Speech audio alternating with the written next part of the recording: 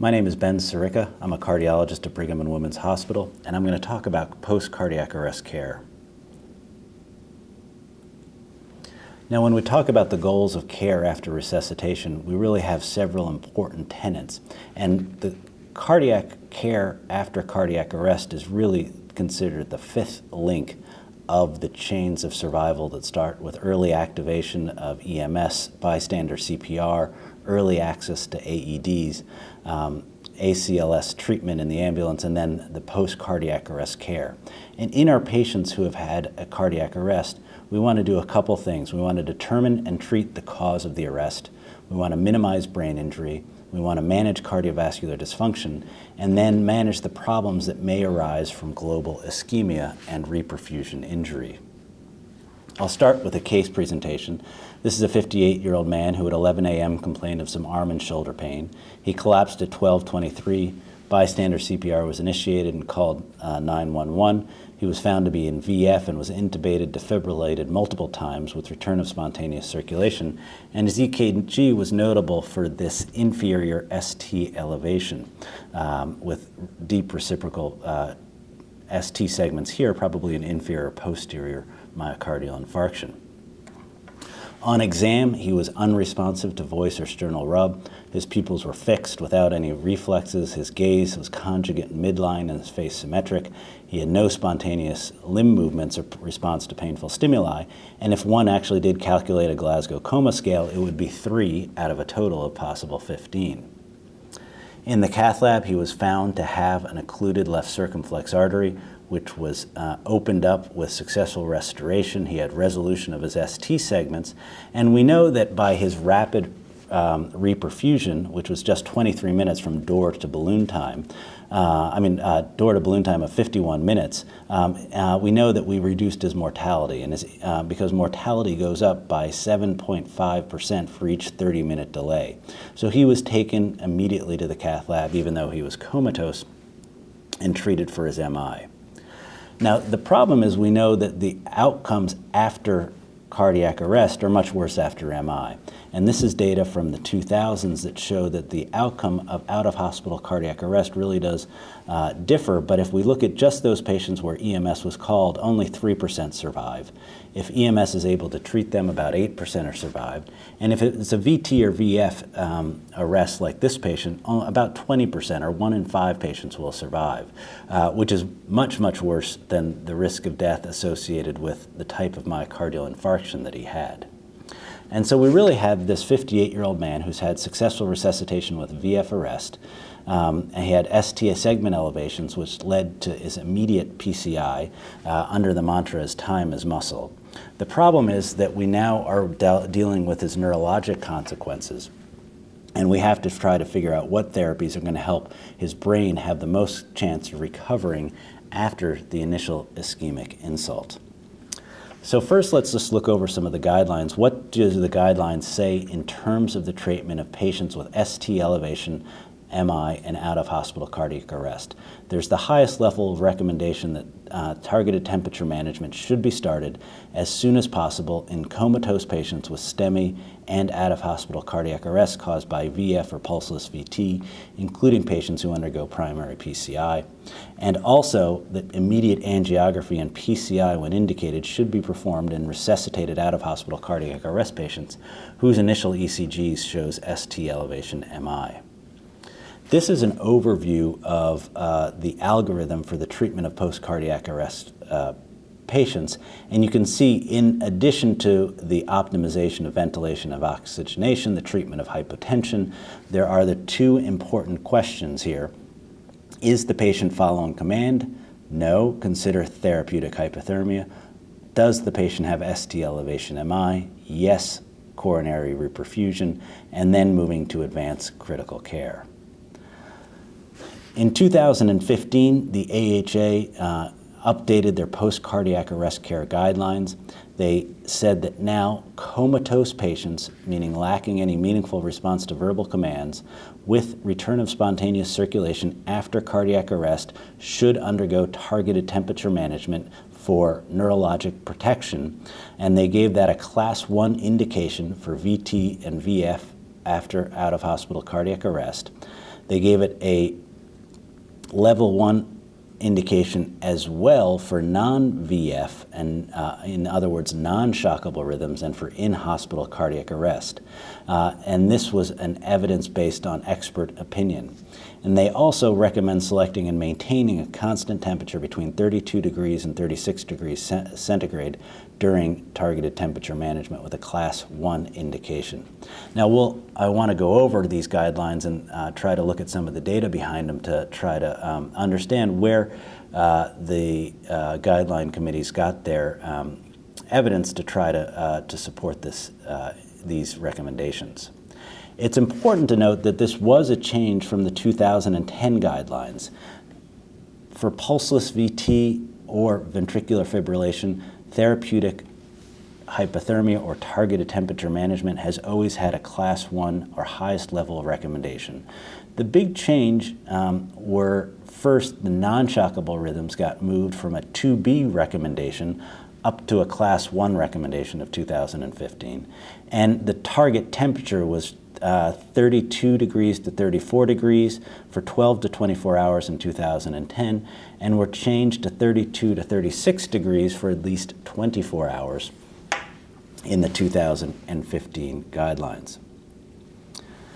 Why do we think that therapeutic hypothermia or targeted temperature management is important? It's because after the initial ischemic insult of the cardiac arrest, there is a reperfusion injury that can cause further damage to the brain. And by cooling, one can decrease cerebral metabolic rate of oxygen demands by about 6 to 8% for every 1 degree Celsius decrease in the core temperature. There is decreased cerebral blood volume through autoregulation and vasoconstriction, decreased intracerebral pressure. Cooling is an anticonvulsant. Cooling in animal models will abort activated programmed cell death by decreasing the release of excitatory amino acid free radicals, as well as blocking the intracellular consequences of high calcium and glutamate release. And it also leads to an overall decrease in the inflammatory response, which is often seen in post-cardiac arrest patients. The basis for cooling was really found in 2 studies that were published simultaneously in the early 2000s. One was called the FACC study, the other Australian study. They were relatively small compared to studies that we see today. They all compared cooling versus normothermia. They targeted a temperature around 32 to 34 degrees. One was for 24 hours, one was for 12 hours. They had different ways of rewarming. And the outcomes tended to be similar, but not exactly the same. But both of these studies showed that those patients who were treated with hypothermia had higher rates of good neurologic recovery and lower rates of mortality in the larger FACC study. The smaller Australian study showed, again, better outcomes in terms of discharged home or rehab, but no difference in cardiovascular death. Now that's good news for the VTVF, which was being studied in this study. The problem is that really does account for only about 13% of the hospital arrests that are occurring, out-of-hospital cardiac arrests. And most of them are either not assessed or asystolic or PEAs. Now, if you look at those types of arrests that could be treated by EMS, VTVF is still only about a quarter of them, but with the majority being both a PEA and asystole. The randomized therapies or randomized trial data for non-shockable arrest is very small, and what we have seen now is what I think is an indication creep for therapeutic hypothermia to include those patients with non-shockable arrest. There were only 2 small trials that included a total of 72 patients, and there was no real outcome. So there has been no new evidence for benefit of TTM in non-shockable rhythms, but I think both in practice as well as the guidelines, there has been the sense that there is little harm in doing TTM, and there is the potential to give some benefit. The way we have included TTM into our criteria and protocol at the Brigham is that we say that TTM is indicated for anybody who's had a cardiac arrest within 6 hours of consideration of TTM, We are broad in terms of our definition of cardiac arrest, meaning a non-perfusing rhythm, and that means that could include PEA, asystole, or respiratory arrests. We also say that you can extend up to 12 hours at the discretion of the treating doctors. To have TTM started, you should have successful restoration of perfusing rhythm and the ability to maintain a blood pressure with or without inotropes, vasopressors, or circulatory support devices. And somebody has to be comatose. And we try to keep this very simple by saying lack of meaningful response to verbal commands despite restoration of circulation. This does not mean meaningful response is not a withdrawal to pain to deep sternal rub. It really means that they have squeezing hands or moving toes. And if that's the case, then we would not cool them. But if they are not reaching that level of response, then they are eligible for TTM. We have relative exclusion criteria, pregnancy and severe sepsis. However, these are relative, and the ultimate decision should be based on the assessment of the risks and benefits for each individual patient, and we have cooled patients who have been pregnant and had good outcomes. We also have some modifying comorbidities which typically increase the risk of bleeding, whether it's a recent head trauma, high risk of bleeding, major surgery within the past week or two, or refractory hypertension. And in these situations, we may not cool to 33 degrees, but may have a goal of 36 degrees. We also found that waiting for CT scans will often slow the initiation of cooling, and so we will start cooling and not require a CT scan beforehand, though we often do get CT scans obviously early to assess for any major neurologic abnormalities. Now, cooling really has 4 phases. There's the initiation, the maintenance, the rewarming, and return to normothermia. It's a little bit like flying a plane, and much of the action happens both in the initiation when you're cooling somebody and the rewarming. When somebody's at maintenance and normothermia, they tend to have more stable physiologic parameters, but the cooling and rewarming can have important physiologic perturbations that need to be monitored closely. So how do we cool in 2017? There are a couple options. Ice saline had been used for many years, and I'll show you why it shouldn't be in a bit. Ice bags and standard cooling blankets can always be used to initiate cooling. And then the specialized surface cooling devices or the intravascular cooling devices are the most commonly used for the long-term management of TTM because they're able to achieve a much better and consistent cooling pattern over the several days of cooling. The reason why ice saline should not be used was because of a very large study done out of a group led in Seattle that looked at 1,359 patients who had had an out-of-hospital cardiac arrest. They were randomized to 2 liters of iced saline as soon as possible versus placebo. And what they found is first that there was no difference in terms of outcomes between the group that got the intervention, which was the solid line, and the controls, which is the dotted line, in terms of death without awakening. And you can see that was either with VF or without VF. So no improvement, even though it did cool people down faster. And it was at the cost of a slightly higher risk of rearrest, 26 versus 21%, and a higher risk of pulmonary edema with the excess fluid.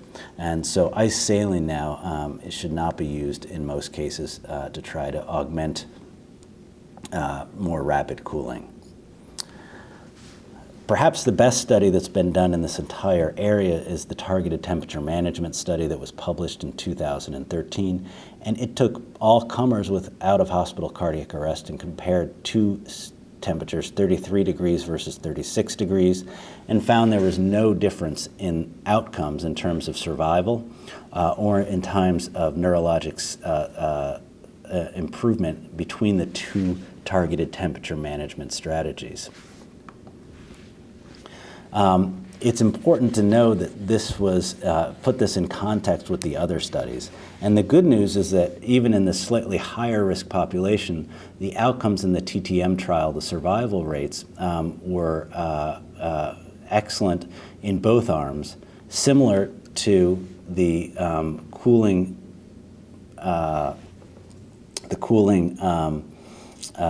arms from the original TTM trials from the FACC and the Australian study, and much better than the normothermia.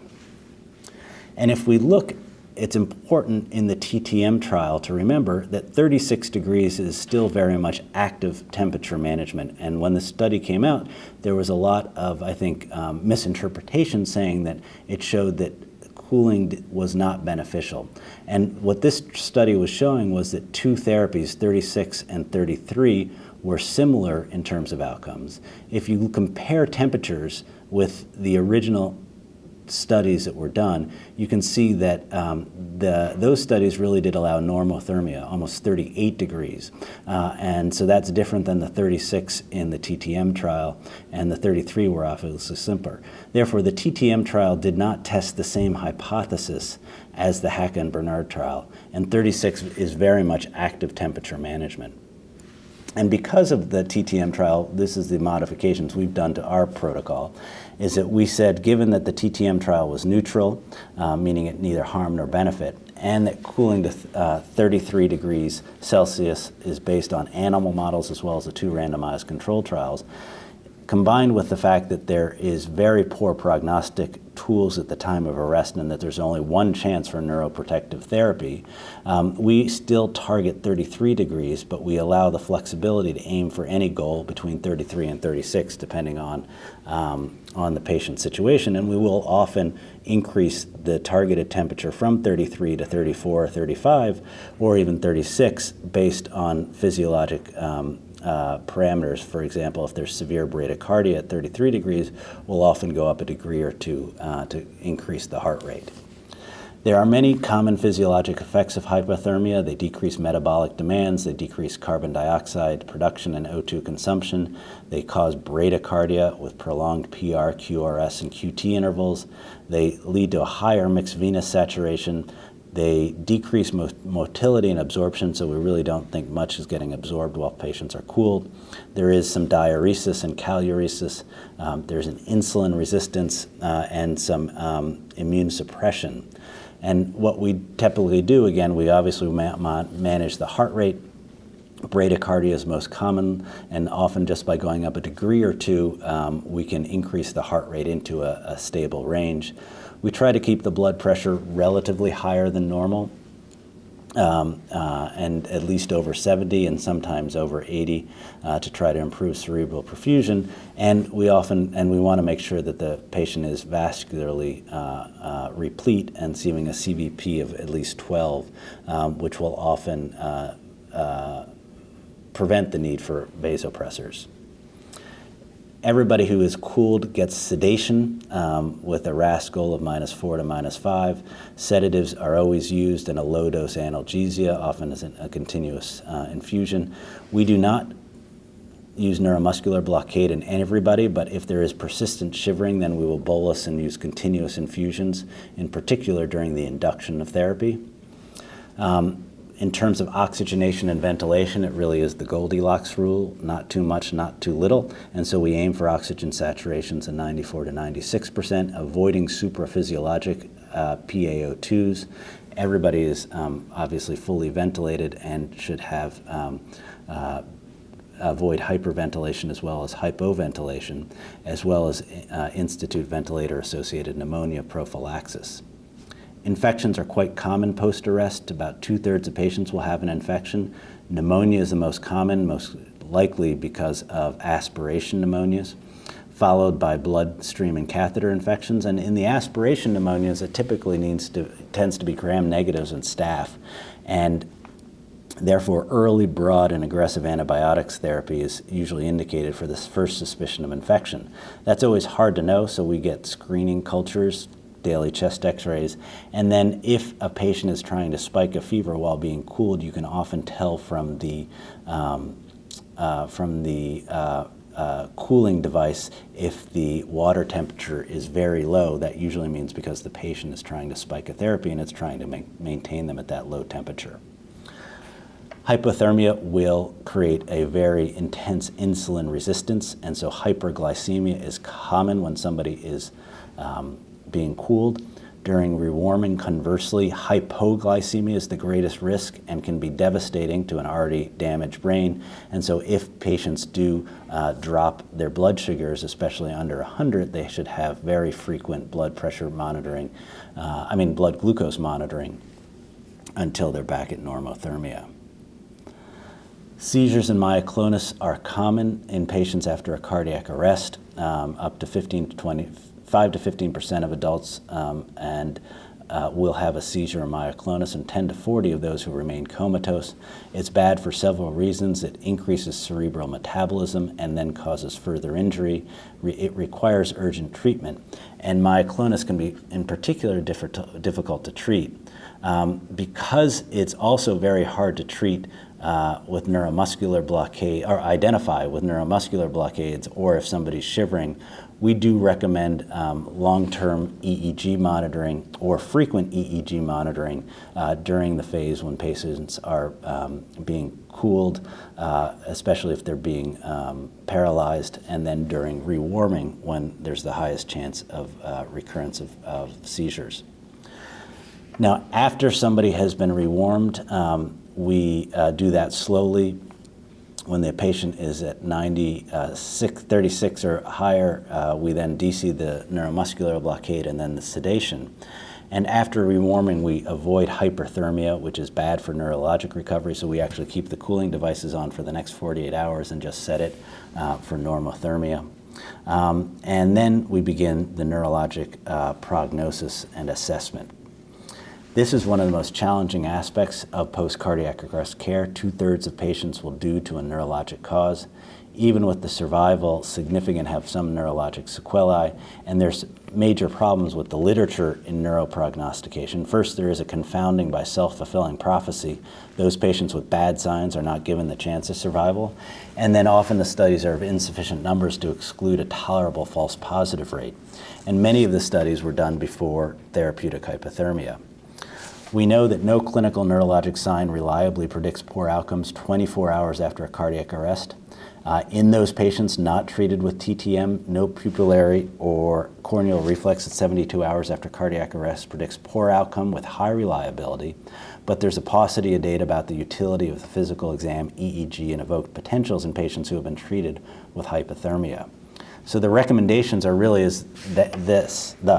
The earliest time for prognostication using clinical examination in patients treated with TTM where sedation or paralysis could be confounded maybe 72 hours after the return to normothermia. Operationally, the timing for prognostication is typically then 4 to 5 days after return of spontaneous circulation for patients who are treated with TTM. And that's an important time frame for the staff as well as family to understand. So our mantra really is you have to wait at least 72 hours of normothermia, off drugs, off other comorbidities, so in many cases even longer before one can make an adequate assessment of neuroprognostication. Now there are some very clear prognostic criteria that were used in the TTM study, and I think these are important to review so that you can understand what were the thresholds for these investigators to discontinue active intensive care. And they said they would only discontinue active intensive care if there was brain death due to herniation, if there was severe myoclonus in the first 24 hours and bilaterally absence of the SSEPs, if after 72 hours after normothermia there was persistent coma with a Glasgow motor score of 1 to 2 and bilaterally absent SSEPs, and after 72 hours of normothermia, persistent coma, Glasgow score of 1 to 2, and the treatment for refractory status epilepticus. These 4 reasons were the reasons that they would stop. Otherwise, they did not. What it means is that we have to take in both the clinical EEG as well as imaging data to try to do neuroprognostication, and this is from the European Society of Resuscitation, where they place the different testing in the timeline, and that during day 1 and 2, somebody is cooling. Often we get a CT scan, though it's not critical. We're assessing for status myoclonus. After rewarming, we get SSEPs, EEGs, perhaps more advanced imaging with MRI. And then there are a couple things that can help us indicate. If somebody has no pupil or coronary reflexes 3 to 5 days afterwards and bilaterally absent N20 waves on the SSEP, then that's a very poor likelihood of recovery. Similarly, if somebody after has myoclonus, burst suppression or status epilepticus on EEG, and diffuse injury on CT or MRI, they also have very poor outcomes. We tend to not use neuron-specific enolase because we find it non-specific and not helpful compared to the SSEPs, the EEG, as well as the imaging and clinical exam. So the good news is that survival after cardiac arrest has certainly improved over the years. And if you look in the 90s and 2000s, where the survival rates were really 1 in 10, 1 in 100, 1 in 5, we now see that in those patients who have received TTM, we see rates of 50%, and in the shockable patients from the TTM trial, it was 60%. So we've come a long way.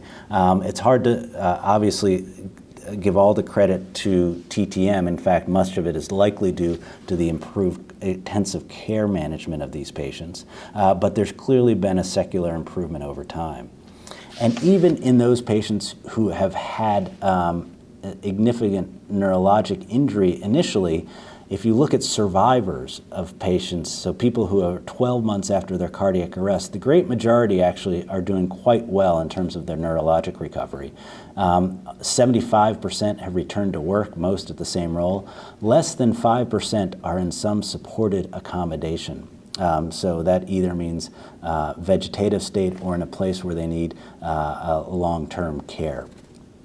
So overall, after 1 year, if you've survived your cardiac arrest, odds are you'll have a very good neurologic recovery. Cardiogenic shock is the other area where post-cardiac arrest patients have their greatest complications. We have several different uses for or options for mechanical support device. Balloon pumps are often used and can be used for several days. The percutaneous ventricular assist devices like the different Impella devices, the tandem hearts, can last for several weeks. And then ECMO, is often helpful for full circulatory support, in particular in cardiac arrest patients who have circulatory shock as well as respiratory failure. And these are often and most commonly in this acute phase really used as bridges to recovery. Because we don't know their neurologic status and we can't determine whether they will be candidates or need full ventricular support later on. Here's an overview of the percutaneous ventricular assist devices. Balloon pumps, which have been around forever, actually have very little data to support their use, but they're still by far the most commonly used devices. Impellas are very relatively easy to insert and can offer significant support for left ventricular support. And tandem heart is a transeptal approach that can get very good flow and circulatory support. Both the Impella and the tandem heart have right ventricular support options as well. And then VA ECMO, as I said, is often indicated in patients with both respiratory and circulatory failure after cardiac arrest. So in terms of cardiac arrest care, the most important thing is to establish a post-cardiac arrest care algorithm for your institution. Targeted temperature management has a class 1 indication from out-of-hospital cardiac arrest for VTVF. The evidence is less strong for non-shockable rhythms, but it is a reasonable option, and it does, as I showed, have a class 1 indication. It's important, I think, to establish protocols for TTM, as it's a infrequent but complex process and therefore benefits from checklists and detailed algorithms and order sets.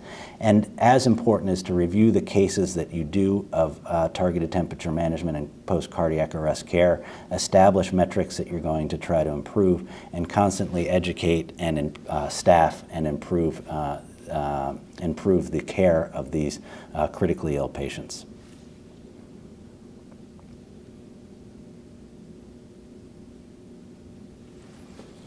Question 1. In a patient with an unwitnessed VF arrest and STEMI, what is the most appropriate sequence of events? Acute ACLS, primary PCI, head CT, initiate cooling. B, ACLS, IV amiodarone, initiate cooling, primary CT, PCI. C, ACLS, initiate cooling, primary PCI. D, ACLS, head CT, initiate cooling, primary PCI. The most appropriate is ACLS, initiate cooling, and primary PCI. Question 2, which of the following statements about therapeutic hyperthermia, or TTM, is incorrect? The strength of evidence for using therapeutic hyperthermia is strongest in victims of cardiac arrest caused by VF or pulseless VT. B, therapeutic hypothermia should be delayed until urgent revascularization to treat the STEMI is complete. C, target temperature, core temperatures in therapeutic hypothermia are 12 to 34 degrees for 12 to 24 hours. And D, the prognosis after cardiac arrest can be assessed 72 hours after the arrest in patients treated with TH. Which of these is incorrect? That therapeutic hypothermia should be delayed until urgent revascularization to treat STEMI is completed. Therapeutic hypothermia, or TTM, should be started at the time of presentation and not delayed until the STEMI is treated.